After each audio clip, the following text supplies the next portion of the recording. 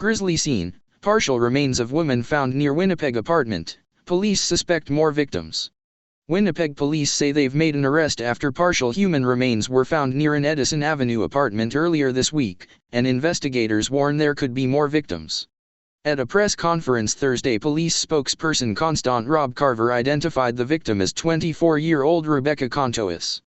He said circumstances in the case have led homicide investigators to suspect there may be more victims, but didn't expand on why, or say how many more victims there may be. On Wednesday, police arrested 35-year-old Jeremy Anthony Michael Skibicki. He has been charged with first-degree murder and remains in police custody. Police say Contois and Skibicki were previously known to each other. Carver called the discovery of the woman's remains a horrifically grisly scene. About 100 people gathered to mourn the slain 24-year-old in a North Kildonan back lane, near where police say her partial remains were discovered at an apartment building earlier this week. On Wednesday, police arrested Jeremy Anthony Michael Skibicki, 35, and charged him with first-degree murder in the death of the First Nations woman.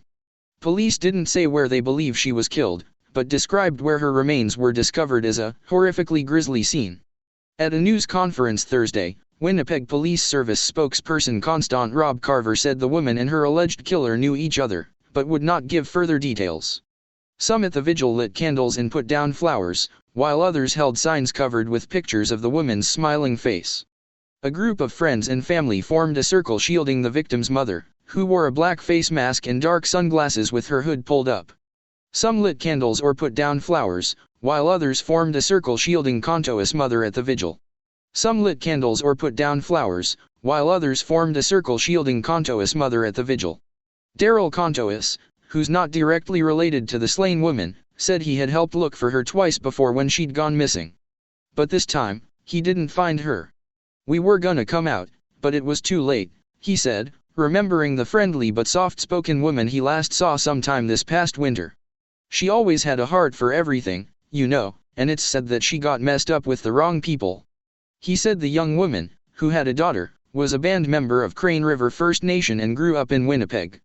And while those who knew Rebecca were devastated by the news of her death, he was also glad to see an arrest and an outpouring of support happen so quickly.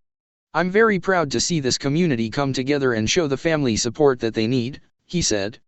"They have to go home, face those lonely days without her. The mother, you know, my heart goes out to her." About 100 people attended a vigil for Rebecca Contois on Thursday night. Many held their fists in the air as they shouted the 24-year-old's name through the pouring rain. About 100 people attended a vigil for Rebecca Contois on Thursday night. Many held their fists in the air as they shouted the 24-year-old's name through the pouring rain. Krista Fox, who's currently on a cross-country journey to raise awareness for missing and murdered Indigenous women and girls, MIG, spoke directly to the woman's family during the vigil. "I wasn't blessed to meet your beautiful girl. All I can say, from one family to another, is we care," Fox said through tears. "When we walk out of here Sunday morning, we will walk for Rebecca. Know that we're here. You're not alone." Daryl Contois spoke and drummed at the vigil to remember Rebecca Contois, who he's not directly related to. Copyright Sam Sampson/CBC. Daryl Contois spoke and drummed at the vigil to remember Rebecca Contois, who he's not directly related to. Representatives from the MIG Liaison Unit of Manitoba Kiiwetinoong Okemekanak, which represents almost all First Nations in Manitoba, were also at the vigil, handing out roses and care packages to people in attendance.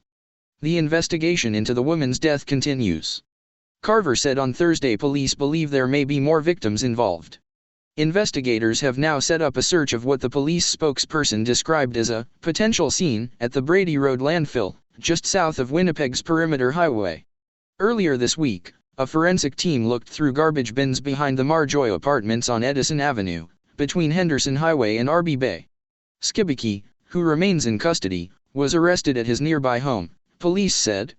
"No more stolen sisters. We want to stop this. There are too many out there that are missing," said Daryl Contois, a community advocate who organized the vigil. Constant Rob Carver described the area as a horrifically grisly scene, and said somebody in the area discovered Contois. Police believe she was killed recently somewhere in the area where she was found. Police could be seen examining a nearby garbage bin Thursday.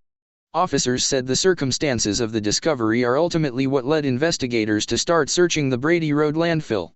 "We have officers on scene at Brady and we've been trying to secure a scene there, a potential scene there and any evidence we might locate there," Carver told reporters. "That is going to be a long ongoing operation." Investigators arrested 35-year-old Jeremy Anthony Michael Skibicki Wednesday.